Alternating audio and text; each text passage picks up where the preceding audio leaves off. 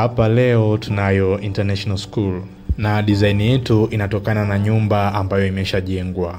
Na kwenye nyumba hiyo hatufanyi chochote zaidi ya kuiboresha. Unalikumbuka lile game la kupanga?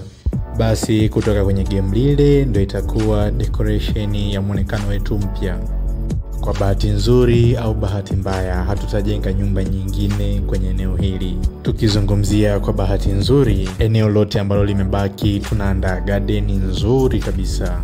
Mfano hapa ni pahala pa kupumzika. Mgeni akikaa hapa anakuwa anatazamana na jiwe la msingi la shule yetu.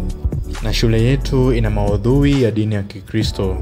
Hivyo kwa upande huu kuna garden inaitwa bustani ya Eden.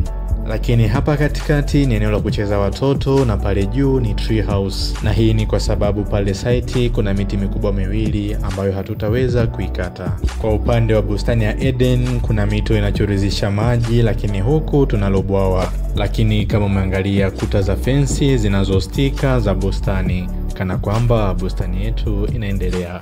Basi na kona hii tunakoka daraja ketu kadogo ambako hapa kanatupeleka kwenye geti ambalo linatenganisha bustani. Bustani ya upande wa huku inaitwa ya Gethsemane, ambako kwenye bustani hii kuna misonge kwa ajili ya kusali. Kwa upande wa ile nyumba kubwa hapa tutakuwa na ile pergola ambayo inaangaliana na tree house. Na kwa upande wa huku tuna dining ya nje pamoja na jiko.